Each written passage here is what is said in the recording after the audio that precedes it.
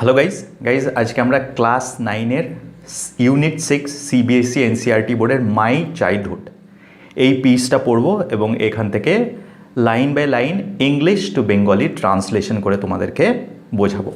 So let's get started. I was born into a middle class Tamil family. এখানে I was born, তার মানে এখানে ন্যারেটারটা হচ্ছে ফার্স্ট পারসন, মানে যিনি ন্যারেটার তিনি ন্যারেট করছেন, তা ওনার সঙ্গে এই ঘটনাটা হয়েছিল। অ্যাকচুয়ালি এটা wings of fire APJ Abdul কালামের একটা বই আছে, মানে এটা বই বা অটোবায়োগ্রাফি, যেটাতে উনি নিজের জীবনীটা লিখে গিয়েছিলেন। তো সেখান থেকে কিছু কিছু অংশ তুলে ধরা হয়েছে। তো আই ওয়াজ বর্ন, এখানে আই মানে এপিজে আব্দুল কালামের কথা বলা হচ্ছে। Into a middle class Tamil family, মানে কী ধরনের ওনাদের ফাইন্যান্সিয়াল কন্ডিশন ছিল, ওরা একটা মিডল ক্লাস ফ্যামিলি। কী ধরনের family? Tamil family. Middle class একটা ট্যামিল ফ্যামিলিতে এপিজে আব্দুল কালামের জন্ম হয় in the island town of Rameswaram in the erstwhile Madras state. এখানে কয়েকটা কথা আছে। আর্স্টওয়াইল মানে গাইজ এখন মাদ্রাসকে চেন্নাই বলা হয়, কিন্তু তখন চেন্নাইকে মাদ্রাস বলে ডাকা হতো। সো মাদ্রাস স্টেটের একটা আইল্যান্ড শহর, মানে যে শহরটা চারিদিক সমুদ্র দিয়ে ঘেরা, সেই শহরটার নাম হচ্ছে রামেশ্বরম। এই রামেশ্বরমে একটা মিডল ক্লাস ট্যামিল ফ্যামিলিতে এপিজে আব্দুল কালামের জন্ম হয়। মাই ফাদার জৈনুল আবেদিন, ওনার বাবার নাম ছিল Zainul Abedin, had neither much formal education নর মাচ ওয়েলথ। এপিজে আব্দুল কালামের বাবার কাছে বেশি টাকা পয়সাও ছিল না এবং ওনার ফর্মাল এডুকেশনও ছিল না। গাইজ ফর্মাল এডুকেশন মানে কি? মানে যেমন আমরা প্রথমে প্রাইমারি স্কুলে যাই, স্কুল থেকে তারপরে হাই স্কুল থেকে কলেজ থেকে আরও হায়ার স্টাডি করে রিসার্চ করি, পিএইচডি করতে যাই। তাহলে এরকম যে ফর্মাল এডুকেশন সিস্টেম একটা আছে, তিনি সেই ফর্মাল এডুকেশনে হয়তো শিক্ষিত ছিলেন না, কিন্তু এপিজে আব্দুল কালাম একবারও বলেননি যে আমার বাবা অশিক্ষিত ছিলেন। উনি বলেছেন ওনার ফর্মাল এডুকেশন ছিল না। তার মানে উনি বলছেন আমার বাবার ফর্মাল এডুকেশনও ছিল না, বা মানে স্কুল কলেজ কোনো দিন যাননি, বা বেশি টাকা পয়সাও ছিল না। ডেসপাইট দিজ ডিসঅ্যাডভান্টেজেস, এবং এই দুটো জিনিস খুব প্রয়োজন সমাজে চলতে গেলে, শিক্ষা মানে ফর্মাল এডুকেশন অ্যান্ড টাকা পয়সা, এই দুটো না থাকা সত্ত্বেও, মানে এই দুটো অসুবিধা থাকা সত্ত্বেও হি পজেসড গ্রেট ইনেট উইজডম। হি পজেসড মানে উনি অধিকারী ছিলেন। তো এপিজে আব্দুল কালাম বলছে আমার বাবার হয়তো ফর্মাল এডুকেশন ছিল না, কিন্তু ইনেট উইজডম, ইনেট মানে ইনবর্ন, মানে উনি উইজডম মানে জ্ঞান। গ্যাস দুটো আছে, একটা হচ্ছে নলেজ, একটা হচ্ছে উইজডম। তুমি যদি অনেক কিছু বই পড়ো তাহলে অনেক নলেজ তুমি গ্যাদার করতে পারবে। আর উইজডম মানে হচ্ছে তুমি এক্সপিরিয়েন্সের থ্রুতে, তোমার লাইফ এক্সপিরিয়েন্সের থ্রুতে তুমি উইজডম বা জ্ঞান অর্জন করো। এই উইজডম কিন্তু কোনোদিন পড়াশোনা করে পাওয়া যায় না। তো সেইটা বলছে যে আমার বাবার হয়তো ফর্মাল এডুকেশন ছিল না, বইপত্র হয়তো বেশি পড়েননি, কিন্তু ওনার মধ্যে একটা ইনবর্ন ট্যালেন্ট ছিল যে উনি খুব জ্ঞানী ছিলেন। And a true generosity of spirit. Guys important, generosity of spirit মানে যে ধরো আমার কাছে কোনো একটা স্কিল আছে, সেই স্কিলটা যদি আমি নিঃস্বার্থে এবং কোনো কিছু এক্সপেক্ট না করেই সেই স্কিলটা আমি সমাজের ভালো করার জন্য বা মানুষের ভালো করার জন্য কাজে লাগাই, তাকে বলা হয় জেনারসিটি অফ স্পিরিট। তো এপিজে আব্দুল কালাম বলছেন আমার বাবার মধ্যে এই জিনিসটা ছিল। সে লোককে মুক্ত হস্তে দান করতে বা হেল্প করতে বা বিপদে আপদে পাশে দাঁড়াতে সব সময় সদা প্রস্তুত থাকতেন। এবং জেনারসিটি মানে হচ্ছে আমি কারোর জন্য কিছু করব, কিন্তু তার পরিবর্তে আমি কোনো কিছু এক্সপেক্ট করব না। তো ঠিক এই রকম একটা বড় মনের অধিকারী ছিলেন এপিজে আব্দুল কালামের বাবা। He had an ideal helpmate in my mother, এবং এপিজে আব্দুল কালাম বলছে এবং ওনার যোগ্য একজন সাহায্যকারী ছিল যে হচ্ছে আমার মা, আশি আম্মা। এপিজে আব্দুল কালাম বলছে আমার মায়ের নাম ছিল Ashi Amma. I do not recall the exact number of people she fed every day, but I am quite certain that far more outsiders ate with us than all the members of our family put together. তো বলছে আমি ঠিক exact কতজন প্রতিদিন খেতো আমাদের বাড়িতে সেটা বলতে পারবো না, বা কতজনকে প্রতিদিন খাওয়ানো হতো সেটা আমি বলতে পারবো না, বাট আমি এইটুকু নিশ্চিত যে আমাদের সব ফ্যামিলি মেম্বার মিলে যতজন খেত তার থেকে বেশি বাইরের লোক প্রতিদিন আমাদের বাড়িতে খাওয়া দাওয়া করতো। I was one of many children. APJ Abdul Kalam বলছেন আমরা অনেকগুলো ভাই বোন ছিলাম, তার মধ্যে আমি একজন ছিলাম। A short boy with rather undistinguished looks. আর শর্ট বয় মানে আমি একটু ছোটোখাটো, বেশি লম্বা চওড়া ছিলাম না, আমি ছোটোখাটো ছিলাম। অ্যান্ড রাদার আনডিস্টিংগুইশড লুকস মানে আমি দেখতেও খুব সাধারণ ছিলাম। Born to tall and handsome parents, কিন্তু আমার পেরেন্টস মানে আমার বাবা মা খুব লম্বা চড়া এবং দেখতে সুন্দর হলেও আমি কিন্তু আমার বাবা মার লুকস পাইনি। We lived in our ancestral house, আমরা আমাদের পৈতৃক বাড়িতে বা আমাদের পূর্বপুরুষরা যে বাড়ি বানিয়ে গেছিলেন সেখানে থাকতাম। which was built in the middle of the 19th century, কখন ওই 1850 সালের সময়, কাছাকাছি সময়ে এই বাড়িটা তৈরি করা হয়েছিল। ইট ওয়াজ এ ফেয়ারলি লার্জ পুক্কা হাউস, মানে এটা বেশ একটা বড় সড়ো পাকা বাড়ি ছিল। Made of limestone and brick, এবং এই যে পাকা বাড়িটা তখন কি চুন আর সুরকি দিয়ে বানানো হতো। ব্রিক মানে তখন ইট ছিল না, তখন সুরকি ছিল, তো লাইমস্টোন মানে চুন আর ব্রিক মানে সুরকি। সো এই চুন সুরকি দিয়ে বানানো on the mosque street in Rameswaram, যে স্ট্রিটের ওপরে তাদের বাড়িটা ছিল সেই স্ট্রিটটার নাম ছিল মস্ক স্ট্রিট। আর আমরা তো আগেই বলেছি যে শহরে তারা বসবাস করতো, সেই শহরটার নাম ছিল Rameswaram. My austere father used to avoid all inessential comforts and luxuries. Austere মানে দেখো সিম্পল, স্ট্রিক্ট অ্যান্ড সিভিয়ার, মানে ওনার বাবার যে একটা ক্যারেক্টারে পরিচয় দিচ্ছেন এপিজে আব্দুল কালাম, উনি বলছেন আমার বাবা খুব খুব সাধারণ সাদামাটা থাকতেন, কিন্তু খুব স্ট্রিক্ট ছিলেন, খুব ডিসিপ্লিনের মধ্যে থাকতেন এবং খুব কড়া শাসনের মধ্যে আমাদেরকে রাখতেন। My austere father used to avoid all the inessential comforts and luxuries. আমার বাবা প্রায় যেগুলো অপ্রয়োজনীয় সুবিধা বা ভোগবিলাস লাক্সারিজ সেইগুলোকে উনি সবসময় এড়িয়ে চলতেন। মানে যতটুকু প্রয়োজন, যেটা না হলে নয়, সেইটুকু ছাড়া উনি আর বেশি ভোগবিলাসে বিশ্বাসী ছিলেন না। However, all necessities were provided for in terms of food, medicine or clothes. কিন্তু এরকম নয় যে যেগুলো প্রয়োজনীয়, তিনটে প্রয়োজনীয় জিনিস আছে, সেটা হচ্ছে ফুড, খাবার, মেডিসিন আর বস্ত্র, ক্লোথস। তার মানে এরকম নয় যে প্রয়োজনীয় জিনিস উনি দিতেন না। প্রয়োজনীয় জিনিস যেটা হচ্ছে ফুড, মেডিসিন, ক্লোথস, এইগুলো কিন্তু যতটা প্রয়োজন ততটাই উনি প্রোভাইড করতেন, তিনি আমাদেরকে যোগান দিতেন। কিন্তু তার বাইরে যেগুলো, সেইগুলোকে উনি মনে করতেন সেগুলো হচ্ছে ভোগ বিলাসের একটা অঙ্গ, সেই জন্য ওইগুলোকে উনি এড়িয়ে চলতেন। In fact I would say mine was a very secure childhood, both materially and emotionally. এবং তারপরে এপিজে আব্দুল কালাম বলছেন, আমি এটা বলতে পারি যে আমার শৈশবটা খুব সিকিওর ছিল। সিকিওর মানে খুব সেফ ছিল, both materially and emotionally. Materially মানে আমার খাওয়া পড়ার থাকার কোনো অভাব কোনো দিন হয়নি, আর ইমোশনালি মানে আর আমি যেভাবে বড় হয়েছিলাম সেতে আমি খুব খুশি ছিলাম। তার মানে সে বলছে যে আমি আমার চাইল্ডহুডটা ইমোশনালি অ্যান্ড মেটেরিয়ালি দুভাবেই ভালো কেটেছে। The second world war broke out in 1939। তারপরে আবার ওটা তো শৈশবকালের একটা ঘটনা বললেন এপিজে আব্দুল কালাম। তারপরে একটু আরও এগিয়ে যাচ্ছেন, 1939 সালে সেকেন্ড ওয়ার্ল্ড ওয়ার শুরু হয়। ব্রোক আউট মানে শুরু হওয়া। When I was 8 years old, যখন ওনার বয়স 8 বছর। For reasons I have never been able to understand. না বলছে for reasons I have never been able to understand. Now উনি তো এখন বড় হয়ে গেছেন, তারপরে অনেক ম্যাচিওর হয়ে গেছেন, এখন ম্যাচিওর হয়েও উনি ওই অটোবায়োগ্রাফিটা লিখছেন, কিন্তু তাও কি বলছেন দেখো, for reason I have never been able to understand. বলছে ওই যে সেকেন্ড ওয়ার্ল্ড ওয়ারটা কেন হলো সেটা তখন 8 বছর বয়স ছিল, তখনও যেরকম বুঝতে পারিনি। আর never been able to understand, এই টেন্সটা ইউজ করা হয়েছে। মানে এটা তো উনি বলছেন যে আমি এখন যে লিখছি অটোবায়োগ্রাফিটা, আমি এখন পর্যন্ত এটা বুঝতে পারিনি যে সেকেন্ড ওয়ার্ল্ড ওয়ারটার হওয়ার কারণ কী ছিল। A sudden demand for tamarind seeds erupted in the market. এবার উনি বলছেন যে কোনো কারণের জন্য ট্যামারিন্ডের যে সিডস হয়, বীজ হয়, সেই বীজটা হঠাৎ করে খুব ডিমান্ড হলো মার্কেটে, মানে সবাই ওই বীজটা খুঁজছিল। The reason is not known, কারণটা এখানে দেওয়া নেই। I used to collect the seeds and sell them to a provision shop in Mosque Street. তো বলছে যখন সবাই এরকম ট্যামারিন্ডের বীজ খুঁজছিল, হঠাৎ করে ইরাপ্টেড মানে হঠাৎ করে সবাই এই জিনিসটা খুঁজতে শুরু করে।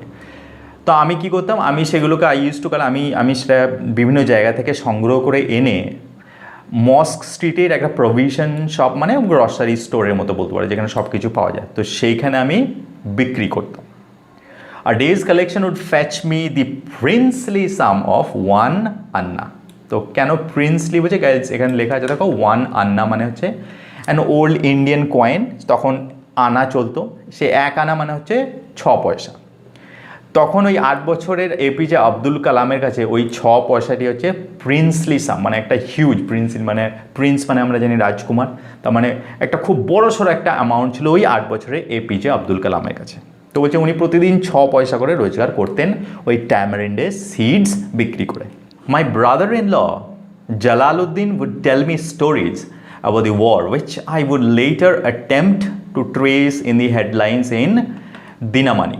would tell me stories about the war, বলছে সেই জালালউদ্দিন আমাকে এই যে দ্বিতীয় বিশ্বযুদ্ধ হচ্ছে তার বিভিন্ন গল্প শোনাতেন, which I would later attempt to trace in the headlines in দিনামানি। ওদের ওখানে একটা নিউজ পেপার আসতো, সেই নিউজ পেপারটার নাম ছিল দিনামানি। এই যে এখানে নিউজ পেপারটার নাম বলছে, ওই আমার ব্রাদার ইন ল স্টোরিজগুলো যে বলতো যুদ্ধে, সেগুলোকে আমি ওই দিনামানি নিউজ পেপারের হেডলাইনে খুঁজতাম যে ওই যে স্টোরিগুলো জালালউদ্দিন বলছে সেগুলো আদৌ সত্যি কি না, সেটা আমি নিউজ পেপারের হেডলাইনগুলো পড়ে পড়ে খুঁজতাম যে ওই নিউজগুলো আছে কি না। Our area being isolated was completely unaffected by the war, কিন্তু আমি ওই নিউজ পেপারে এরকম কোনো খবর পেতাম না। কেন? বিকজ বলছে আওয়ার এরিয়া বিং আইসোলেটেড, মানে ওরা যে জায়গাটায় থাকতো, ওরা যে সিটিটায় থাকতো, ওরা বলেছিলাম একটা আইল্যান্ড সিটি, ওটা ছিল অন্য সব পুরো ইন্ডিয়া থেকে একদম আলাদা, and was completely unaffected by the war, এবং সেইখানে ওই দ্বিতীয় বিশ্বযুদ্ধের কোনো এফেক্ট হয়নি, মানে তারা যেরকম নর্মাল লাইফ লিড করছিলেন সেরকমই করছিলেন। There was no effect of war in the town of Rameswaram. রামেশ্বরমে ওয়ারের কোনো এফেক্ট আসেনি, বিকজ ওই রামেশ্বরম শহরটা বাকি অন্যান্য শহর থেকে বা রেস্ট অফ ইন্ডিয়া থেকে একদম আইসোলেটেড, মানে আলাদা ছিল। But soon India was forced to join the Allied forces and something like a state of emergency was declared. কিন্তু খুব তাড়াতাড়ি ইন্ডিয়াকে জোর করা হয় অ্যালাইড ফোর্সের সঙ্গে জয়েন করতে। অ্যালাইড ফোর্সে কে কী ছিল? ইউকে ছিল, ইউএসএ ছিল অ্যান্ড রাশিয়া, এবং ইন্ডিয়াকেও জোর দেওয়া হয় যে তারা যেন ইউকে, ইউএসএ অ্যান্ড রাশিয়াকে জয়েন করে আর্মিতে। And something like a state of emergency was declare. আর এটা হওয়ার পরেই স্টেট অফ এমার্জেন্সি ডিক্লেয়ার করে দেওয়া হয়। স্টেট অফ এমার্জেন্সি মানে কি? এমন কিছু ব্যবস্থা গভর্নমেন্ট এই সময় নিতে পারে যেটা অন্যান্য সময়ে নেওয়াটা কনস্টিটিউশনাল বা সাংবিধানিক নয়। ফর এক্সাম্পল, এখনই আমাদের দেশে যখন এই প্যান্ডেমিকের জন্য একটা স্টেট অফ এমার্জেন্সি চলছে। কারণ গভর্নমেন্ট তোমাকে বলতে পারে না যে তুমি কি করবে না, কখন বাইরে যাবে না, কারণ এটা একটা স্বাধীন দেশ, আমরা একটা স্বাধীন দেশে বসবাস করি। কিন্তু এখন আমাদেরকে সেটাই বলা হচ্ছে যে তোমাদের সবাইকে মাস্ক পরতে হবে, এবং সবাই এই সময় থেকে এই সময় পর্যন্ত বাজারে যেতে পারবে, বাকি সময়টা সবাইকে বাড়িতে থাকতে হবে। তো এইগুলো তো সাধারণ সময় অসাংবিধানিক, কিন্তু এখন একটা স্টেট অফ এমার্জেন্সি আছে, তার জন্য সরকার এইগুলো ইমপ্লিমেন্ট করতে পারে। তো তখনও ঠিক সেই রকম একটা স্টেট অফ এমার্জেন্সি ডিক্লেয়ার করা হয়েছিল। The first casualty came in the form of suspension of the train halt at the Rameshwaram station. First casualty মানে বলতে পারো একটা ইফেক্ট। এই যে একটা এমার্জেন্সি ডিক্লেয়ার করা হয়েছিল, তার প্রথম এফেক্টটা হলো যে ওই রামেশ্বরম স্টেশনে কোনো ট্রেন থামবে না, এটা ডিক্লেয়ার করে দেওয়া হলো, এবং এটাই ছিল প্রথম casualty. The newspapers now had to be bundled and thrown out from the moving train on the Rameshwaram road between Rameshwaram and Dhanuskodi. Now guys, তাহলে কি উপায় ছিল? তাহলে নিউজ পেপার রামেশ্বরমে পৌঁছাবে কি করে? তখন এই উপায়টাই ঠিক করা হলো যে নিউজ পেপারগুলোকে বান্ডেল করে বেঁধে তারপরে ওই রামেশ্বরম থেকে ধানুষকোডি এই দুটো স্টেশনের মাঝখানে বান্ডেল করে বেঁধে ছুঁড়ে ফেলে দেওয়া হবে, এবং বাকি যারা আছে তারা সেটা কালেক্ট করে নিউজ পেপারগুলো ডিস্ট্রিবিউট করবে। কারণ রামেশ্বরমের স্টেশনে তো থামবে না যে ওটাকে ওরা আনলোড করতে পারবে, তো সেই জন্য ওই মুভিং ট্রেন থেকেই ওই নিউজ পেপারগুলোকে ছুঁড়ে দেওয়া হতো।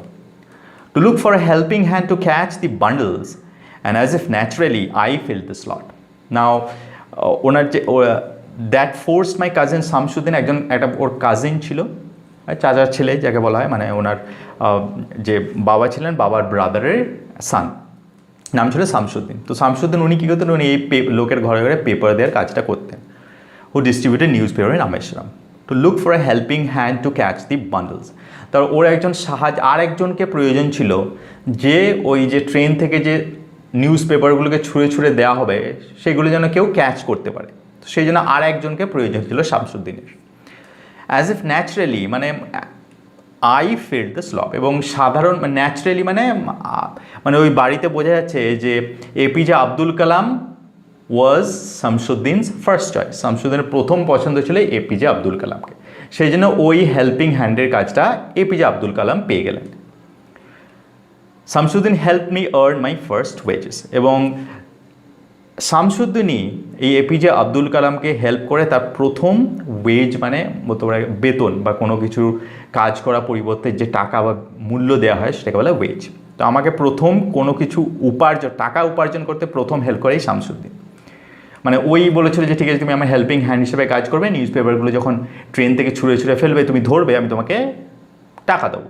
তো সেটাই ছিল প্রথম চাকরি এক ধরনের বলতে পারে এপিজে আব্দুল কালামের। হাফ এ সেঞ্চুরি লেটার মানে 50 বছর পরে I can still feel the surge of pride in earning my own money for the first time. বলছে 50 বছর পরে আমি যখন এই বইটা লিখছি, এই লিখতে লিখতে এখনও I can feel the surge of pride, মানে এখন আমি ফিল করতে পারি যে তখন আমি যখন আমি উপার্জন করি তার যে একটা গর্ব আমি অনুভব করেছিলাম, আমার বুকটা গর্বে ফুলে গেছিল, সেই ফিলিংটা আমি এখনও ফিল করতে পারি। Every child is born with some inherited characteristics. APJ Abdul Kalam বলছেন প্রত্যেকটা চাইল্ড যখন জন্মগ্রহণ করে উইথ সাম ইনহেরিটেড ক্যারেক্টারিস্টিক্স, মানে ইনহেরিটেড মানে ইনবর্ন, তার মধ্যে নিজস্বতা থেকে প্রত্যেকটা ছেলে বা মেয়ে বাচ্চা ছেলে যখন জন্মগ্রহণ করে সে তার নিজস্বতা নিয়েই জন্মগ্রহণ করে into a specific socio economic and emotional environment. এবং কীরকম সোশিও মানে সোসাইটি, ইকোনমিক মানে আর্থিক অবস্থা, মানে সে একটা নির্দিষ্ট আর্থিক অবস্থার মধ্যে, নির্দিষ্ট একটা সামাজিক অবস্থার মধ্যে জন্মগ্রহণ করে, অ্যান্ড ইমোশনাল এনভায়রনমেন্ট, এবং যে পরিবেশে জন্মগ্রহণ করে সেখানকার পরিবেশটার ইমোশনাল মানে একটা বলতে পারো যে হয়তো কোনো একটা ফ্যামিলিতে জন্মগ্রহণ করেছে, সেই ফ্যামিলিতে father and mother they are constantly at war, তারা সবসময় ঝগড়াঝাটি করে, তাহলে সেখানে একটা নেগেটিভ ইমোশনাল এনভায়রনমেন্টে সেই বাচ্চাটা জন্মগ্রহণ করলো। আবার এপিজে আব্দুল কালাম যেমন জন্মগ্রহণ করেছেন, তারা বাবা মা তারা খুব জেনারাস পিপল ছিল, তারা লোকে হেল্প করতো, এবং ছোটোবেলা থেকে একটা খুশির আবহাওয়ায় সে জন্মগ্রহণ করেছে, তাহলে সেখানে পজিটিভ ইমোশনাল এনভায়রনমেন্টে এপিজে আব্দুল কালাম বড় হয়েছিলেন। তো বলছে প্রত্যেকটা চাইল্ডই যখন জন্মগ্রহণ করে তখন একটা নির্দিষ্ট সোশিও ইকোনমিক মানে একটা নির্দিষ্ট সার্কামস্ট্যান্সে সে জন্মগ্রহণ করে এবং একটা নির্দিষ্ট ইমোশনাল এনভায়রনমেন্টে সে জন্মগ্রহণ করে, and trained in certain ways by figures of authority. এবং ও যে রকম পরিবেশে জন্মগ্রহণ করেছে, এবং ফিগার্স অফ অথরিটি মানে যে পুরো ওই পরিবারটাকে পরিচালনা করে, যে কন্ট্রোল করে, অথরিটি মানে হু কন্ট্রোলস, সে যেভাবে পরিচালনা করে ওই পুরো পরিবেশটাকে, সেই রকমভাবে কিন্তু সেই বাচ্চাটা বড় হয়, ট্রেন্ড ইন সার্টেন ওয়েজ। এবং ট্রেন্ড ইন সার্টেন ওয়েজ কীরকম মানে ওই বাড়ির যে কর্তা বা বাড়ির যে গৃহকর্ত্রী, উনি যেভাবে পুরো ফ্যামিলিটিকে পরিচালনা করেন সেইভাবে তাহলে যে ছোট ছেলেটি বা মেয়েটি হচ্ছে সেটাকে পরিচালনা করছেন, এবং সেইভাবেই কিন্তু সেই ছোট ছেলেটি বড় ছোট ছেলেটি বা মেয়েটি ট্রেন্ড হয় এবং বড় হতে থাকে। I inherited honesty and self discipline from my father. একটা এক্সাম্পল দিচ্ছেন, বলছেন যে আই ইনহেরিটেড মানে আমার যে অনেস্টি, সততা, আর সেলফ ডিসিপ্লিন মানে নিজেকে ডিসিপ্লিনের মধ্যে খুব নিয়মানুবর্তিতার মধ্যে রাখা, কোথায় কার কাছ থেকে শিখেছি? আমার বাবার কাছ থেকে শিখেছি। তার মানে এরকম নয় যে ওনার বাবা শুধু বলতেন যে be honest and be self discipline, ওনার বাবাও ভীষণ অনেস্ট ছিলেন অ্যান্ড সেলফ ডিসিপ্লিনের মধ্যে থাকতেন। তো সেইটাই এপিজে আব্দুল কালাম বলছে আমি আমার বাবার কাছ থেকে শিখেছি। From my mother I inherited faith in goodness and deep kindness. বলছে আর আমি মায়ের কাছ থেকে কী পেয়েছি? আমি ইনহেরিটেড মানে আমি মায়ের কোনো জিনিস যদি কারো কাছ থেকে পাও তুমি, সেটাকে বলে ইনহেরিটেড। ফেথ ইন গুডনেস, আমি এইটা শিখেছি যে সব সময় ভালো করে যেতে হবে এবং ভালো করে যাওয়াটাকে বিশ্বাস করতে হবে যে আমি যদি ভালো করি তাহলে নিশ্চয়ই আমার ভালো হবে। অ্যান্ড ডিপ কাইন্ডনেস, এবং সবার প্রতি সদয় হতে হবে, কাইন্ড হতে হবে এবং সবাইকে ভালোবাসতে হবে। তো সেই রকম এই দুটো কোয়ালিটি বলছে আমি আমার মায়ের কাছ থেকে পেয়েছি, যে ভালো করে যেতে হবে লোকের, আর সবসময় কাইন্ড মানে দয়ালু হতে হবে। আর আমি বাবার কাছ থেকে পেয়েছি যে সবসময় অনেক সততার রাস্তায় চলতে হবে, আর নিজেকে সবসময় সংযত রাখতে হবে। So did my 3 brothers and sisters. এবং বলছে এরকম, এবং আমার 3টে ভাই এবং বোন ছিল, তারাও কিন্তু এই একই কোয়ালিটিস আমার বাবার মায়ের কাছ থেকে পেয়েছিল। তার মানে উনি বলতে চাইছেন যে রোল অফ পেরেন্টস, একটা ছেলের বা একটা বাচ্চা ছেলের বা মেয়ের বড় হওয়াতে, এবং সেই বাচ্চা ছেলেটি বা মেয়েটি কী কী কোয়ালিটি নিয়ে বড় হবে, সেইটার একটা বড় পার্ট প্লে করে কে? পেরেন্টস। পেরেন্টসটা যে রকমভাবে ওদেরকে বড় করবে, ওরা কিন্তু ঠিক সেইভাবেই বড় হবে। যে কোয়ালিটিস দিয়ে ওদেরকে বড় করবে, ওরা কিন্তু ঠিক সেইভাবেই বড় হবে। সো দিস ইজ, এখানে বোঝাতে চাইছেন যে how important parents are. I had 3 close friends in my childhood. A.P.J Abdul Kalam বলছে আমার 3জন খুব ক্লোজ বন্ধু ছিল। একটা হচ্ছে রামানন্দ শাস্ত্রী, একজনের নাম ছিল রামানন্দ শাস্ত্রী, অরবিন্দন আরেকজন ছিলেন অরবিন্দন, অ্যান্ড শিব প্রকাশন আরেকজন ছিলেন শিবা প্রকাশন। এই 3জন ছিল ওনার চাইল্ডহুডে best friend. All this boys are from orthodox Hindu Brahmin families. Guys এখানে ইম্পর্টেন্ট ওয়ার্ড আছে, দেখো অর্থোডক্স। দেখো এই 3জনই কোথা থেকে বিলং করতো, কোন ফ্যামিলি থেকে? Orthodox Hindu Brahmin families. Orthodox মানে যারা নিজের ধর্মটাকে খুব স্ট্রিক্টলি ফলো করে, তাদেরকে বলে অর্থোডক্স। সেই রকম ব্রাহ্মণ ফ্যামিলি থেকে 3জন বিলং করতো। কিন্তু তা সত্ত্বেও বিং এ মুসলিম, আর আমি একজন মুসলিম ছিলাম, তা সত্ত্বেও কিন্তু আমরা 4জন সবসময় একসঙ্গে থাকতাম। As children, none of us ever felt any difference amongst ourselves. বলছে যখন আমরা ছোট ছিলাম, তখন আমরা যখন 3জন একসঙ্গে বড় হচ্ছিলাম, আমরা নিজেদের মধ্যে কোনো ডিফারেন্স, কোনো পার্থক্য খুঁজে পেতাম না, because of our religious differences. মানে যে আমি মুসলিম, একজন অর্থোডক্স মুসলিম, আবার কারণ আমার বাবা 5 বার নামাজ পড়েন, মসজিদে যান, এবং আমার যে বন্ধু তারা they all R orthodox Brahmin's. কিন্তু তার সাথে আমাদের মধ্যে হিউজ, আমাদের মধ্যে একটা দূরত্ব ছিল, কি থেকে? ধর্মের একটা দূরত্ব ছিল। কিন্তু তা সত্ত্বেও আমরা খুব খোলামেলাই নিজেদের একজন আরেকজনের সঙ্গে মিশতাম। আমাদের মধ্যে কোনো ডিফারেন্স ছিল না। Even though there was difference in our religion, আমাদের রিলিজিয়নের ডিফারেন্স থাকলেও আমাদের মেলামেশায় কিন্তু কোনো ঘাটতি ছিল না। অ্যান্ড আপব্রিঙ্গিং, শুধুমাত্র রিলিজিয়াস ডিফারেন্স ছিল তাই না, আপব্রিঙ্গিং আমরা একদম ভিন্ন পরিবেশে বড় হচ্ছিলাম, কিন্তু তা সত্ত্বেও we were best friends. In fact Ramananda Shastri was the son of Pakshi Lakshmana Shastri, the high priest of the Rameshwaram temple. না ওখানে একটা টেম্পল ছিল, খুব ফেমাস টেম্পল, সেটা হচ্ছে রামেশ্বরম টেম্পল। তার হাই প্রিস্ট পুরোহিত, তার প্রধান পুরোহিতের নাম ছিল পক্ষী লক্ষ্মণ শাস্ত্রী। তার ছেলে ছিল রামানন্দ শাস্ত্রী। তোমরা বুঝতে পারছো হাউ অর্থোডক্স দে ওয়্যার। কিন্তু তা সত্ত্বেও কিন্তু we were best friends. Later, he took over the priesthood of the Rameshwaram temple from his father. এমনকি পরে যখন বড় হয় রামানন্দ শাস্ত্রী, তখন সে প্রধান পুরোহিত, তার বাবা যে প্রধান পুরোহিত ছিল, তার কাছ থেকে সে ওই রামেশ্বরম টেম্পলে প্রধান পুরোহিত হয়। Aravindan went into the business of arranging transport for visiting pilgrims. তো ওরা একটা বন্ধু তো দেখলাম, আর ওর বাবা যে প্রধান পুরোহিত ছিল, তারপর ওর বাবার পরে সে প্রধান পুরোহিত হয় রামেশ্বরম টেম্পলের। আরেকজন বন্ধু ছিল অরবিন্দন, সে কী করে? ট্রান্সপোর্ট বিজনেস, পিলগ্রিম ওই যে মন্দিরে বা ওইখানে যারা আসতো তীর্থযাত্রী, তো তাদের ট্রান্সপোর্ট যাতায়াতের ব্যবস্থা অরবিন্দন করতো। এরকম একটা বিজনেস সে শুরু করে। And Shiva Prakasan became a catering contractor for the southern railways. আর সাদার্ন রেলওয়েজের খাওয়া দাওয়ার, ট্রেনে যে খাওয়া দাওয়ার ব্যবস্থা, সেটাকে কেটারিং বলে। সাদার্ন রেলওয়েজে খাওয়া দাওয়ার কন্ট্রাক্টের বিজনেসে শিবা প্রকাশন নেমে পড়ে। তাহলে 3জন দেখো, ওর বেস্ট ফ্রেন্ড 3 দিকে চলে যায়। একজন হেড প্রিস্ট হয়ে যায়, একজন ট্রান্সপোর্ট বিজনেসে চলে যায়, আর একজন কেটারিং বিজনেসে চলে যায়। During the annual Shri Sitarama Kalyanam ceremony, guys এখানে মনে রাখবে কল্যাণম মানে ম্যারেজ, এটা তামিলে কল্যাণম বলা হয়। The meaning of this is marriage. So during the annual Sri Sitarama Kalyanam ceremony, our family used to arrange boats with a special platform for carrying idols of the Lord from the temple to the marriage site. Now, একটা annual ওদের খুব বড় একটা ceremony হতো, দি annual Shri Sitarama Kalyanam ceremony, অনুষ্ঠানটার নাম ছিল।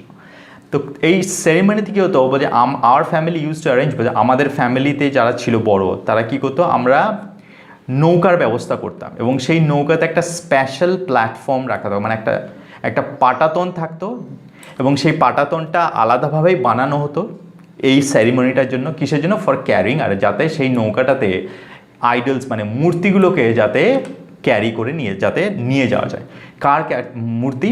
Of lord from the temple to the marriage site, মানে ভগবানের মূর্তিকে টেম্পল থেকে ম্যারেজ সাইট, একটা নির্দিষ্ট জায়গা ছিল যেখানে এই বিবাহ সম্পন্ন হতো, সেখানে মূর্তিগুলোকে নিয়ে যাওয়ার জন্য নৌকার ব্যবস্থা এই এপিজে আব্দুল কালাম বলছে আমাদের ফ্যামিলি থেকে করা হতো। আচ্ছা, কোথায় নিয়ে যাওয়া হতো সেই আইডলগুলোকে নৌকায় করে? Situated in the middle of the pond called Rama Tirtha. একটা পুকুর ছিল, পুকুরটার নাম ছিল রামা তীর্থা পুকুর। সেই রামা তীর্থা পুকুরের মাঝখানে ওই আইডলগুলোকে নৌকায় করে নিয়ে যাওয়া হতো, which was near our house. এবং এই পুকুরটা এপিজে আব্দুল কালাম আমাদের বাড়ির একদম পাশেই ছিল। Events from the Ramayana and from the life of the prophet were the bedtime stories my mother and grandmother would tell the children in our family. দেখো কত সুন্দর হারমোনি।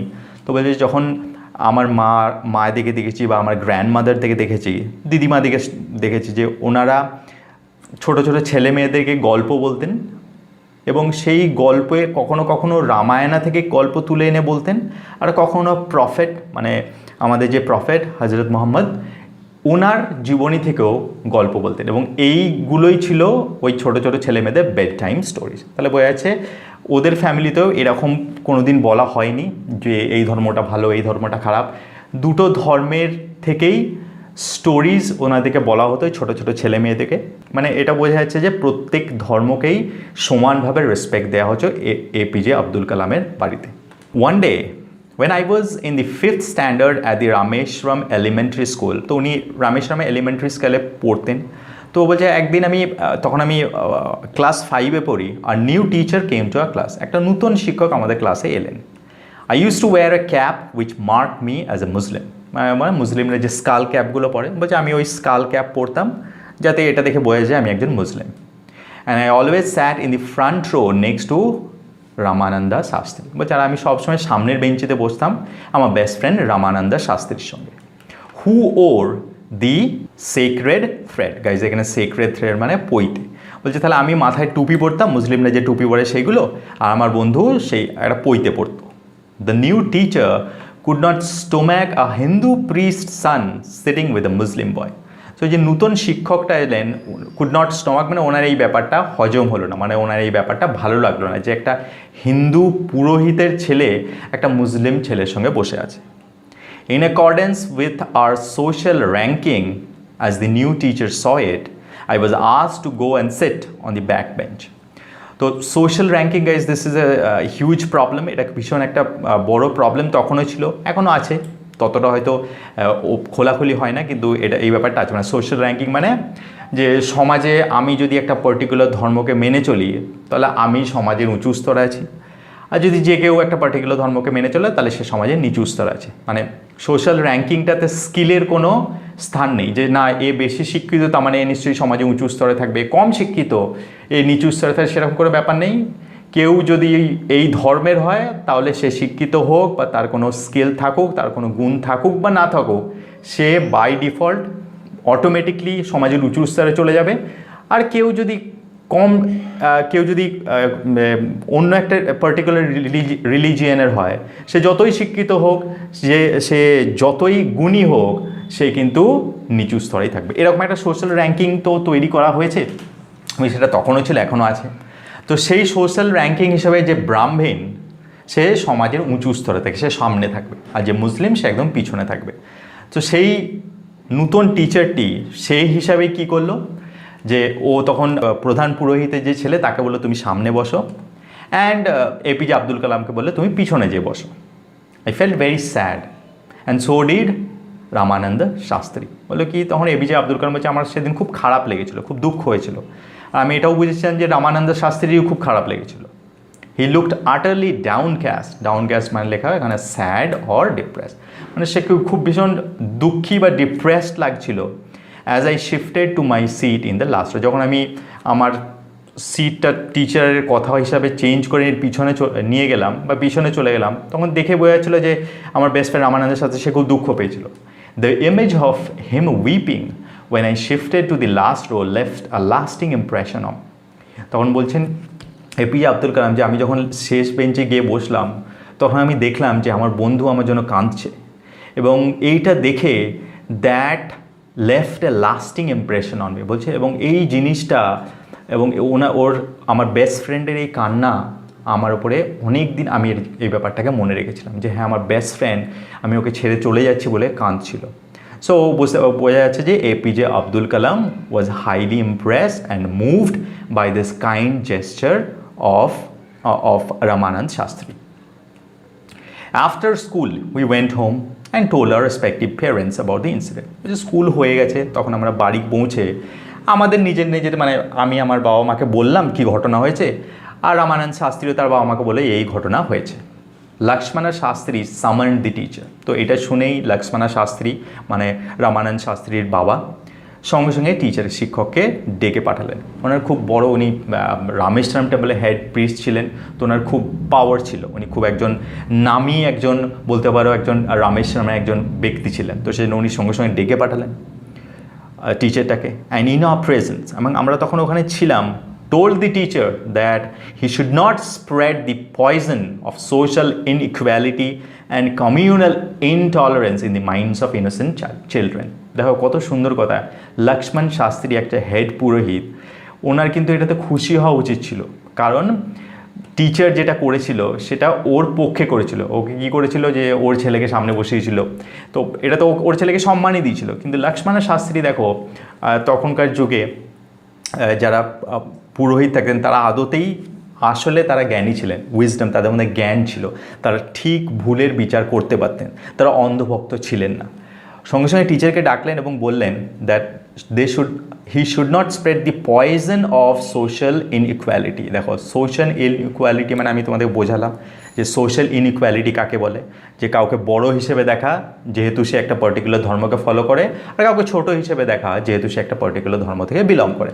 বলছে এটাকে উনি পয়জন, এটাকে উনি বিষ হিসাবে ভাবতেন। বলছে উনি থ্রেট দিলেন ওই শিক্ষককে, তুমি এই সোশ্যাল ইনইকুয়ালিটি যে এই যে বিষ বা বীজ, এটা এই ছোটো ছোটো ছেলে মেয়েদের মধ্যে বপন করো না। অ্যান্ড কমিউনাল ইনটলারেন্স মানে যেটা এখন র্যান্ডমলি হচ্ছে গাইস, মানে কমিউনাল ইনটলারেন্স মানে আমি যদি মুসলিম হই তাহলে আমি একটা হিন্দুকে ঘৃণা করি, আর কেউ যদি হিন্দু হয় সে একটা মুসলিমকে ঘৃণা করছে, এটাকে বলে কমিউনাল ইনটলারেন্স।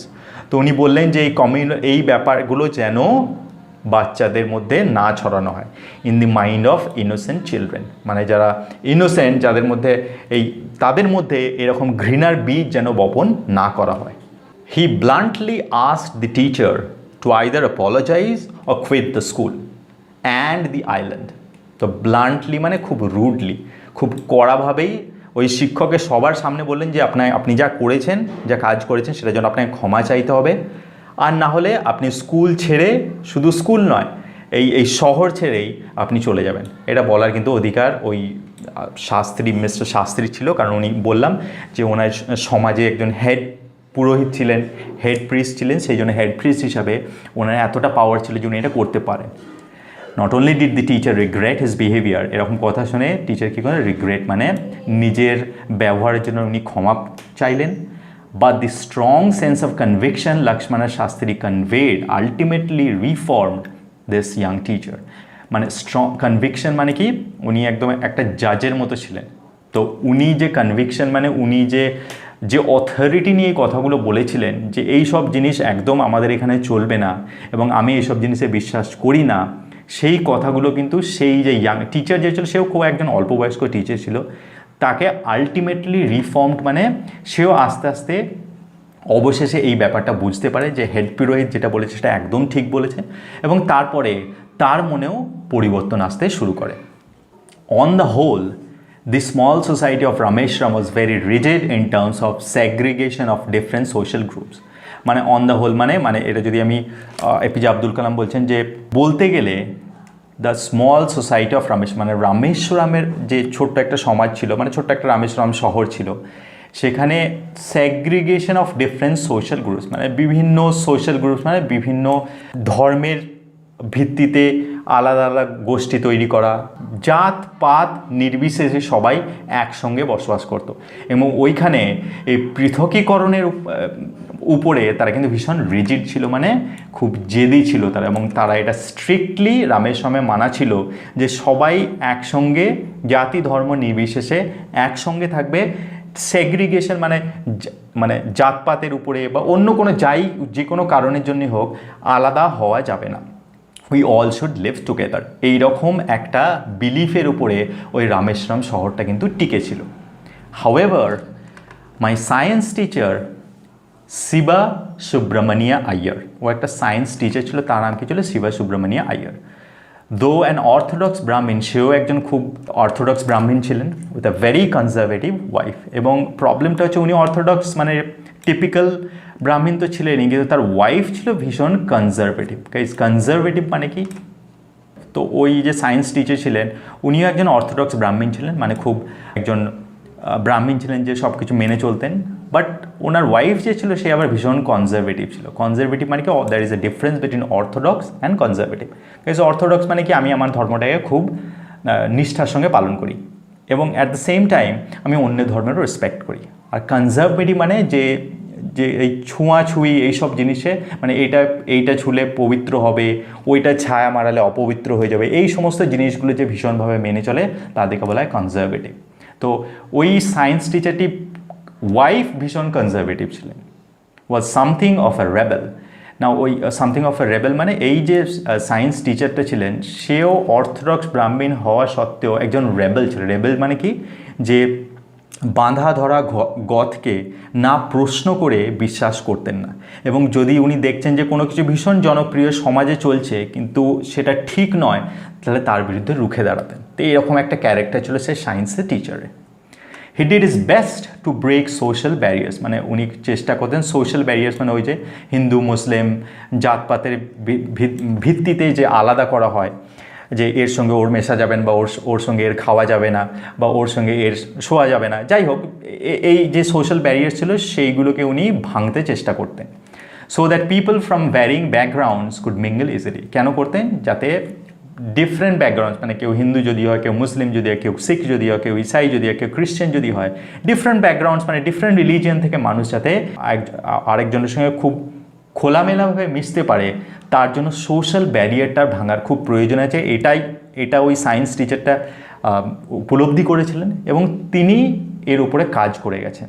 সবাইকে উনি এটাই বোঝাতেন যে সবাইকে আমাদের একসঙ্গে থাকতে হবে, কোনো সোশ্যাল ব্যারিয়ার যেন না থাকে। He use to spend hours with me and would say, বলছে ওই সায়েন্সের টিচারটা বিইং এ অর্থোডক্স ব্রাহ্মণ আমার সঙ্গে ঘন্টার পর ঘন্টা কাটাতেন আর বলতেন, Kalam, I want you to develop so that you are on par with the highly educated people of the big city. তো বলছে আমার সঙ্গে থাকতো ঘন্টার পর ঘন্টা কাটাতো, আমাকে বলতো, কালাম, আমি চাই যে তুমি এত উন্নতি করো যাতে, এবং এত তুমি শিক্ষা নাও যে এত বেশি হাইলি এডুকেটেড হও যাতে বড় শহরে যে সেখানকার লোকের সঙ্গে তুমি কাঁধে কাঁধ মিলিয়ে চলতে পারো। তো সেটা কে বলতে? এই সায়েন্স টিচারটা কালামকে বলতো। One day he invited me to his home for a meal. একদিন কী হলো, অভূতপূর্ব একটা ঘটনা হলো। সেই সায়েন্স টিচারটা, যার ভীষণ কনজারভেটিভ একটা ওয়াইফ আছে, সে আমাকে নিমন্ত্রণ করলো তার বাড়িতে খাবার খাওয়ার জন্য। His wife was horrified at the idea of a Muslim boy being invited to dine in her ritually pure kitchen. যখন সেই সায়েন্স টিচারটি ওর ওয়াইফকে যে বললো আমি একটা মুসলিম ছেলেকে নেমন্তন্ন করেছি আমাদের বাড়িতে খাওয়ার জন্য, হরিফাইড মানে বুঝতেই পারছো, হরিফাইড মানে ও তো ভয়ানক, মানে ভীষণ ভয় পেয়ে গেল। মানে ওই কথাটা ভাবতেই পারে না যে একটা মুসলিম ছেলে তার রিচুয়ালি পিওর কিচেন মানে ওই যে বলে না কি শুদ্ধিকরণ করা, মানে ওনার ওই সব কিছুতে শুদ্ধিকরণ, স্পেশালি ওই কিচেনটাকে উনি শুদ্ধিকরণ করেছেন। বলছে আমার এই শুদ্ধ কিচেনে বসে একটা মুসলিম ছেলে খাবে, এটার ভাবনাতেই সেই ওয়াইফ কী হয়েছিল, হরিফাইড মানে ভীষণ ভয় পেয়ে গেছিলো। She refuse to serve me in her kitchen. যখন এটা শোনে সে বলে কি না, ওই ছেলেটি মানে A.P.J আব্দুল কালামকে বলে কি না, আমি একে খেতে দিতে, আমার কিচেনে অ্যাটলিস্ট বসে খেতে দিতে পারবো না। Siva Subramaniam Iyer was not perturbed, nor did he get angry with his wife. Because perturbed মানে ঘাবড়ানো, তো ওনাকে যখন বললো কি ঠিক আছে তুমি এনেছো ভালো কথা, কিন্তু আমার কিচেনে বসে খাওয়া যাবে না। তো উনি বললেন পারচার্ট, মানে বললাম কি ডিস্টার্ব। উনি একটু ঘাবড়ালেন না, নর ডিড হি গেট অ্যাংরি, উনি রেগেও গেলেন না।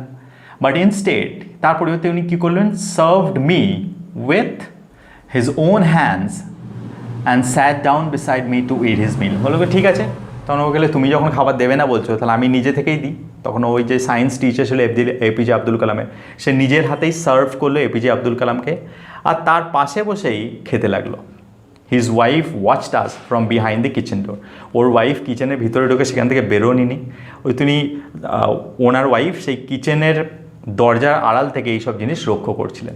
I wandered whether she had observed any difference in the way I ate rice, drank water or cleaned the floor after the meal. বলছে আমি এটা ভেবেই অবাক হচ্ছিলাম যে সে কি কোনো ডিফারেন্স পেয়েছিল, যে যেভাবে আমি খাচ্ছিলাম বা যেভাবে আমি জল পান করলাম বা তারপর খাওয়ার পরে আমি মেঝেটা পরিষ্কার করে দিলাম, সে আমার খাওয়ার মধ্যে আর ওনার হাজব্যান্ডের খাওয়ার মধ্যে কোনো ডিফারেন্স খুঁজে পেয়েছিল কি না তার ওয়াইফ, সেটা আমি এখনও বলতে পারি না। when I was leaving his house, যখন আমি খেয়ে আমার টিচারের বাড়ি থেকে বেরিয়ে আসছিলাম, Shiva Subramaniam Iyer invited me to join him for dinner again the next weekend.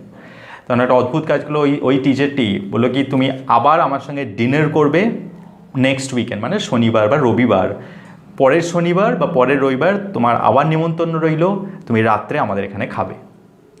Observing my hesitation, মানে আমি একটু ইতস্তত করছিলাম, কারণ যা ঘটনা আজকে ঘটলো সেটা আমার চোখের সামনে হয়েছিল। He told me not to get upset. তখন সেই আমার ইতস্ততা দেখে বললো কি দুঃখ পাওয়ার কোনো কিছু ব্যাপার নেই। সেইং, তারপর বললো once you decide to change this system such problems have to be confronted. তখন সে আমাকে একটা কথা বলেছিল যে তুমি যদি ঠিক করো যে তুমি কোনো মানে সোসাইটিতে যে সিস্টেম অনেক দিন ধরে চলে আসছে সেটা তুমি পরিবর্তন আনবে, তাহলে এই ধরনের প্রবলেমে তোমাকে কনফ্রন্টেড, মানে সামনাসামনি হতেই হবে। তখন উনি বলছেন দেখো I am fighting with my wife, I am not fighting with my wife, actually আমি আমার ওয়াইফের সঙ্গে ফাইট করছি না, I am fighting with a system, আমি একটা সিস্টেমের সঙ্গে ফাইট করছি। আর এই ফাইট করতে হলে এই রকম অসুবিধা আসবে এবং সেই অসুবিধা তোমার সামনাসামনি হতেই হবে। When I visited his house the next week, Siva Subramaniam Iyer's wife took me inside her kitchen and served me food with her own hands. বলছে তার পরের সপ্তাহে আমি যখন গেলাম আমার টিচারের বাড়িতে আবার রাত্রিবেলায় খাবার খেতে, তখন দেখলাম ওনার ওয়াইফই আমাকে কিচেনের ভিতরে বসিয়ে নিজের হাতে খাবার সার্ভ করে খাওয়ালেন। Then the second world war was over. তারপরে সেকেন্ড ওয়ার্ল্ড ওয়ার শেষ হয়ে গেল and India's freedom was imminent, এবং এটা একদম পরিষ্কার হয়ে গেছিল যে ইন্ডিয়া এবারে স্বাধীন হতে চলেছে। ইমিনেন্ট মানে যেটা হবেই। Indians will build their own India. তো বলছে ভারতীয়রাই ভারতকে তৈরি করবে, ডিক্লেয়ার গান্ধীজি এটা ডিক্লেয়ার করলেন। The whole country was filled with an unprecedented optimism. Unprecedented মানে যেটাকে ভাষায় বর্ণনা করা যায় না, অপটিমিজম মানে আশা, মানে পুরো দেশটা মানে একটা অবর্ণনীয় একটা আশাতে ভরে গেল। তার মানে সবাই people were happy, people were optimistic, যে এবারে হয়তো আমাদের এতদিনে এত সাফারিংস, এই যে ইংরেজরা এত আমাদের উপর অত্যাচার করেছে বা এত আমাদের খারাপ দিন গেছে, সেই খারাপ দিন শেষ হয়তো হবে। I asked my father for permission to leave Rameswaram. তখন আমি আমার বাবার কাছ থেকে অনুমতি চাইলাম, কিসে, যে এই রামেশ্বরম ছেড়ে যাওয়ার, and study at the district headquarters in Ramanathapuram. এবং আমি এটা ঠিক করলাম কি হেডকোয়ার্টার্স মানে রামেশ্বরমের হেডকোয়ার্টার্স যেখানে আছে যেটা হচ্ছে রামানাথপুরম, আমি রামানাথপুরমে যেয়ে পড়াশোনা করব, এবং এই জন্য এই পড়াশোনা করার জন্য আমি পারমিশন চাইলাম আমি আমার বাবার কাছে। He told me as if thinking allowed. তারপরে যখন এই অনুমতিটা চাইলাম তখন সে আমাকে বলল অ্যাজ ইফ থিঙ্কিং অ্যালাউড, মানে মনে হচ্ছিলো যে ও ভাবছে কিন্তু চিৎকার করে ভাবছে। মানে এটা বোঝা গেল যে ওর বাবা ওর মায়ের উদ্দেশ্যে এই কথাগুলো বলছিল, যাতে ওর মাও অনুমতিটা দেয় যে ওর ছেলে বাইরে গিয়ে পড়ুক। তো বললো কি Abul, I know you have to go away to grow. বলছে আমি জানি তুমি যদি উন্নতি করতে চাও তাহলে তোমাকে আমাদের থেকে দূরে যেতে হবে। Does the seagull not fly across the sun alone and without a nest. মানে বুঝতে পারছি এটা আবুল কালামের উদ্দেশ্যেই বলছেন, কিন্তু অ্যাকচুয়ালি বলছিল আবুল কালামের মায়ের উদ্দেশ্যে, যাতে সেও পারমিশনটা দেয়। তখন বললো কি সিগাল নট ফ্লাই, বলছে সিগাল তো অ্যাক্রস দ্য সান মানে অনেক উঁচুতে ওড়ে এবং একাই ওড়ে, এবং তার সঙ্গে কি সে তার বাসাটাকে নিয়ে যায় নাকি? সে তার বাসাটাকে নিয়ে যায় না, সে ভয়শূন্য হয়ে একদম সূর্যের কাছাকাছি পৌঁছে যায় এবং একাই সে ওড়ে। তারপরে সে বলেছিল, he quoted Khalil Gibran to my hesitant mother. তো দেখো এই যে হেজিটেন্ট মাথা মানে ওর মায়ের অতটা মত ছিল না। একটা মাদার, তো মাদার কখনোই চায় না যে সে আমার ছেলে আমার থেকে দূরে থাকুক।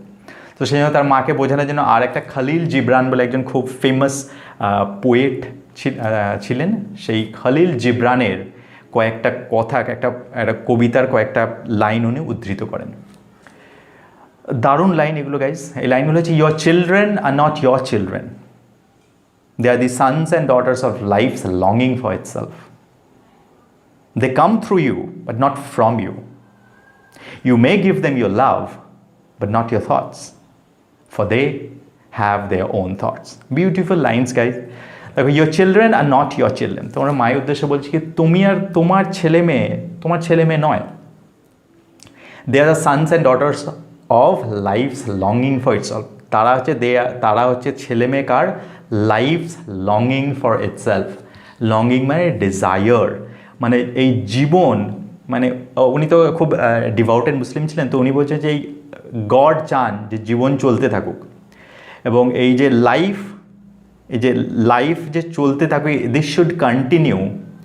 সেই জন্যেই এই সানস অ্যান্ড ডটার্সের জন্ম হয়, যাতে পৃথিবীতে জীবনের অস্তিত্ব বজায় থাকে। এবং as parents we have not given life to them, বলছে আমরা কিন্তু লাইফ দিইনি ওই ছোট্ট ছেলেটিকে বা মেয়েটিকে। This has been given by God, সেই লাইফটা দিয়েছেন গড। আমরা হচ্ছি প্যাসেজ মাত্র, মানে কি আমরা হচ্ছি একটা মিডিয়াম যার থ্রুতে সেই লাইফ এই পৃথিবীতে আসে। তো সেই কথাই বলছেন কি, ইয়োর চিলড্রেন নট ইয়োর্স। তা তুমি যাদেরকে মনে করো যে তোমার children, they are not your children, they are the children of God. এবং সেই চিলড্রেন অফ গড শুধু তোমার মাধ্যমেই পৃথিবীতে এসছে। Beautiful lines guys. They come through you, বলছে ঠিক তোমার থ্রুতেই আসে, বাট নট ফ্রম ইউ। তার মানে এই যে বললাম, কিন্তু তোমার থেকে তারা আসে না। They have come from the God. You may give them your love, বলছে তুমি তোমার ছেলে মেয়েদেরকে নিশ্চয়ই ভালোবাসা দেবে, বাট নট ইয়োর থটস। কিন্তু তোমার থটস, তোমার যে চিন্তা ভাবনা, সেইগুলো তুমি তোমার ছেলে মেয়ের উপরে কিন্তু থোপে দিতে পারো না। মানে তুমি যেভাবে ভাবছো তোমার ছেলে মেয়ে বড় হোক, বা তুমি যেভাবে ভাবছো যে তোমার ছেলে মেয়ে করুক, যে তোমার ছেলে এই দিকে যাক বা তোমার ছেলে এই ক্যারিয়ার চুজ করুক, সেটা কিন্তু তুমি করতে পারো না, because they are not yours. কারণ এই যে children, they are not yours, they have their own characteristic. সে আমরা একটা পড়লাম, ওখানে বলেছিলেন যে প্রত্যেকটা চাইল্ডের নিজস্বতা আছে একটা। তাদের যার নিজস্বতা, তারা যেভাবে বড় হয়, তারা যে সমস্ত কোয়ালিটিস নিয়ে বা যে সমস্ত আইডিয়ালস নিয়ে বড় হয়, সেইটাই তাদের ক্যারিয়ারকে শেপ করবে। সেখানে তোমার আমার কোনো হাত নেই। আমাদের কি আছে? Yes, being parents we can love them, but কি বড় হয়ে ওরা কি হবে সেটা ওদের উপরেই ছেড়ে দিতে হবে। For they have their own thoughts. কারণ কি, তারা যখন এই পৃথিবীতে জন্মগ্রহণ করেছে, তার মানে তাদের লাইফ আছে, গড তাদেরকে লাইফ দিয়েছেন, তাদের নিজস্ব চিন্তা ভাবনা করার জন্য একটা ব্রেন বা মাইন্ড দিয়েছেন। তার মানে তারা নিজেরা নিজেদের ভালো মন্দ বিচার করতে পারে। তার মানে তাদেরকে নিজেদের ভালো মন্দ বিচার করার জন্য তাদেরকে সেই ফ্রিডমটা দিতে হবে। এই কথাটা এপিজে আব্দুল কালাম। দেখো, এপিজে এই এত একটা ইম্পর্ট্যান্ট একটা কথা যেটা আজও আমরা বুঝতে পারি না, সেইটা কিন্তু এপিজে আব্দুল কালামের বাবা জয়নুল আবেদিন, যার কোনো ফর্মাল এডুকেশন ছিল না, সে কিন্তু বলেছিল। এখনও তো আমরা কী করি, আমরা দেখতে পাই যে হয়তো কেউ ডক্টর, সে তার ছেলেকে চায় ডক্টর বানাতে, সেই ছেলে ডক্টর হতে চায় না, সে হয়তো চায় ইঞ্জিনিয়ার হতে, সে পেইন্টার হতে চায়, কিন্তু তাকেও কি করা হয়? প্রেশার দিই, না আমি চাই যে তুমি ডক্টর হয়, মানে তোমাকে ডক্টর হতেই হবে। আবার কেউ হয়তো ড্যান্সার হতে চায়, কিন্তু তার বাবা মা চান সে পেইন্টার হোক। তো কি বললো কি, বাবা আমি ডান্সার হতে চাই, বললো কি না তুমি ডান্সার হবে না, তোমাকে পেইন্টার হতে হবে। এখন তো চলছে এইসব জিনিস। তার মানে কিন্তু দেখুন, জয়নুল আবেদিন তখনকার একজন বিং অ্যান ইলিটারেট পারসন, মানে সাধারণ চোখে সে একজন অশিক্ষিত লোক ছিলেন, সে কিন্তু কত অ্যাডভান্স একটা কথা বলেছেন যে আমাদের ছেলে মেয়েরাকে এরকম ভাবা উচিত নয় যে তারা আমাদের পৈতৃক সম্পত্তি। মানে যেহেতু তুমি জন্ম দিয়েছো being a mother are being a father, তোমরা দুজন মিলে বড় করেছো, তার মানে এটা নয় যে ও তোমাদের সম্পত্তি। দে হ্যাভ, সম্পত্তি কখন হয়, কারোর উপর অধিকার কখন থাকে কোনো কিছুর উপরে, যখন সেটা লাইফলেস হয়।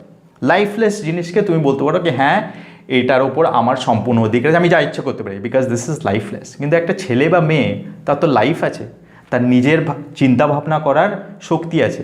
তাকেও যদি আমরা একটা লাইফলেস জিনিসের সঙ্গে তুলনা করে কমপ্লিটলি কন্ট্রোল করতে চাই, তাহলে যা হবার হবে সেই ছেলে মেয়েগুলো কী হবে, বড় হয়ে they are not going to be good human beings. তারা ভালো হিউম্যান বিংস হবে না, they will be sad, they will be frustrated, তারা ভুল পথে চালিত হবে। এবং সেই কথাটাই কিন্তু তখনই জানাল আবেদিন বলেছিলেন, এবং এই কথাগুলো উদ্ধৃতি দিয়েই উনি ওনার মাকে বোঝাতে চেষ্টা করেছিলেন যে তোমার ছেলেকে তুমি ভালোবাসা দিয়েছো, তুমি বড় করেছো, কিন্তু তোমার ছেলের নিজস্ব স্বাধীনতা আছে, তোমার ছেলের নিজস্ব মাইন্ড আছে, সেও কিছু করতে চায়, তুমি তাকে যেতে দাও বা তাকে সেই জিনিসগুলো করতে দাও।